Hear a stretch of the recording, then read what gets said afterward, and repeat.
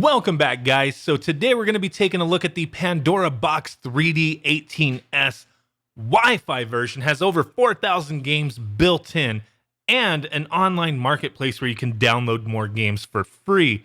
Now, I find this stuff very interesting. I have a bit experience with the Pandora's boxes, but I've never had one of these two-player arcade sticks with the games built in. So today I want to test this thing out, give you guys my thoughts and impressions on it, let you guys see and hear how some of these games run as well. So this was sent to me for purpose of review from Ploylab, but these are my own opinions and thoughts. You guys know I could be pretty harsh, and I do have some criticisms with this device.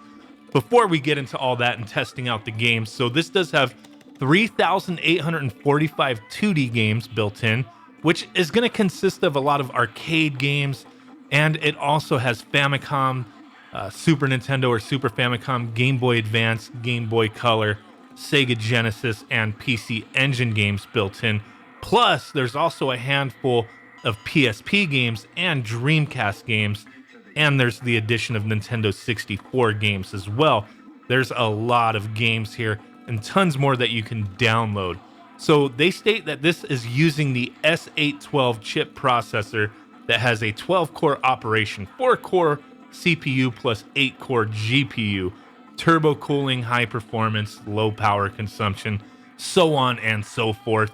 Fast program loading, so fast game loading. That's what they've said for the most part. Most of these games have loaded very fast for me. Not really getting any hangups in the menu or anything. A couple games do take a little bit longer to load, but really no criticisms there. They also state that this is running at 1280 by 720 resolution. Now, I do have an issue with the way this is set up. So this device, plugging it in through HDMI onto a high-def TV, if you don't have a 4:3 aspect ratio option built into your TV, a lot of these games are just going to be stretched out. And there's not much you could do about it because there's no options in this device to change the resolution to, put it to 4:3 or stretch it out. However you want to do it, they do not give you those options here. Now, for me, playing with this, every device that I have, I could easily set it to 4:3, and it looks fine playing it that way. Now, there are games that will take advantage of being in 16:9, so it's kind of a hassle, depending on how you're playing this thing or what you're playing and how you want to have this set up as far as the resolution goes via your own TV. Like I said, if you don't have 4:3, options on your TV, everything's going to be stretched. Playing NES games stretched out is horrible to me. But for me, I can deal with it. I can shrink it down, so it's not a big issue to me, but still one I have to point out. Moving on to the user interface, nothing really flashy here, but it works.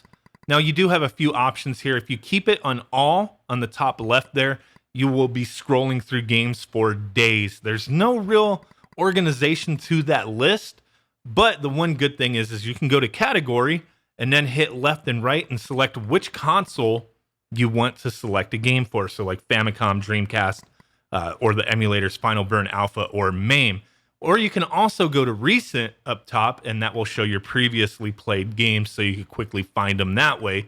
Or if you hit the start button, you can go to the search and then search for a specific game and find it that way. You type in Street Fighter, for example, it'll bring up the list of every Street Fighter game on the system. Then you can scroll through it no matter what emulator or console it's for and select it from there. Now, we do have a menu that's only accessible by a button on the back of the console, so we might as well take a look what's back there. We have an on and off rocker switch for power, our power port, HDMI, VGA, 3.5 millimeter audio jack, volume slider, as there is a built-in speaker, and then that configuration button right there, and then 2 USBs. We'll talk more about those USBs in a moment. Now, once you hit that configuration button, you will be greeted to this screen here. You have a bunch of options. You can change the button assignments, the coin settings, different modes here. Image optimization, I just leave it disabled because otherwise it's smoothing and it looks really bad. And then you also have a few other things you can do here. Set up your Wi-Fi, check for updates, factory reset. And then there's also some game settings where you can actually delete games from the console, which might be useful. I don't know, but pretty basic stuff here. Now, there are a couple things that I think are worth really pointing out here in the configuration screen. So remember those USB ports on the back? Well, I do have an Xbox 360 controller plugged in. And as you see here, you could set it to player 1, 2, 3, or 4. So this arcade stick does support up to 4 players. And I think that is very handy. That's a nice thing to have. You can also use those USB ports to plug the, Pandora's box into a PC and use it as a controller. But if you're using this as a console, which is what most people would do, this is a nice feature to have. Now, the reason I like it is because, in all honesty, the 360 controller feels great to me, but I do have an issue with the build quality of the Pandora box, 18S 3D, whatever the heck it's called. The sticks are okay. They're fairly decent Sanwa clones. I mean, they could be better. They're not the greatest that I've ever used, but they work okay. It's the buttons that I don't like. They're very clicky, but I have noticed sometimes they don't register. More so the select and start, or the coin and start, the 2 top buttons, the smaller buttons, sometimes they don't register at all. The start button, I gotta really press on it to make it register. So it's something that, hey, you can swap the components out very easily. This is a very customizable stick. You can swap out the sticks, you could swap out the buttons. So that's a nice thing that you can do that. But if you're already buying this, you would kind of want to use what it came with. And if it's not up to your standards, you can swap it out. And if you do want to swap it out, you can use a 360 controller in the meantime if you want to enjoy some of these games. Now, the other thing I want to talk about is the online marketplace. Now, back on that configuration screen, if you have Wi-Fi set up and you hit enter game market, you're greeted to a bunch of options here, different sorting of the games that are available. Now, they say there's over 20,000 games that you can download, and it is nice the way it shows, hey, there's a little, screenshot, the game's name, which a lot of them are just funky names that don't make sense, or they kind of make sense, kind of weird. They'll tell you how big the file size is, what the genre, what system it's for. So that's nice. But the thing I'm finding is if I just go into one of these sorting options here and I select a game, it'll just say start game because a lot of them are already on the system. Now, if you do by chance find a game that is not on the console, I mean, you could search for them. There's tons of options here. But if you do select a game like, what do we have here? Sonic's Great Adventure 2? I mean, like I said, the name's kind of weird. It makes sense, but it doesn't make sense. Now, for me, I haven't had any issues downloading games from this marketplace. Some of the games that are bigger in size, they do take some more time to download, a lot longer than what I'm used to, but that's okay. This is a neat idea, having this marketplace. I mean, I don't really have to say it. This whole device and this marketplace is very Soulja Boy-esque, but a lot of people are fine with that. I just wanted to showcase what this thing can do. So there are a lot of other ways of searching through and finding games in this marketplace. It works okay. Now, the final thing that I want to do before I get into my final thoughts is showcase gameplay for each system and give you an idea how things perform. So let's go ahead and take a look at a selection of games.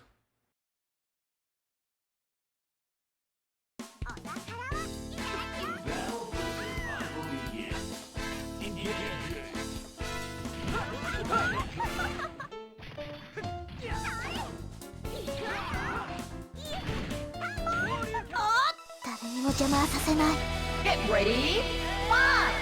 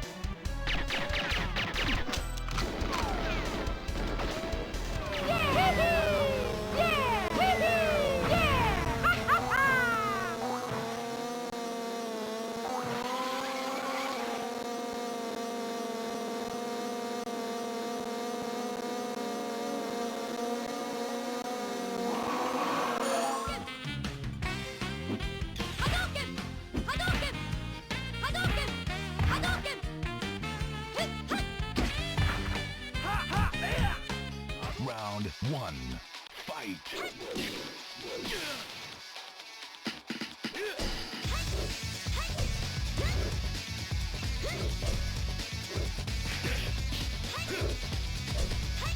Only the strongest will be chosen.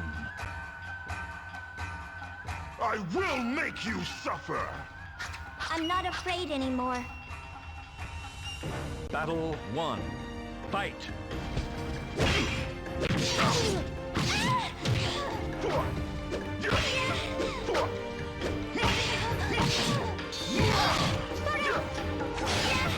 So now it's time for my final thoughts. I did not want to talk over the 3D gameplay because I wanted you guys to see and hear that stuff for yourselves.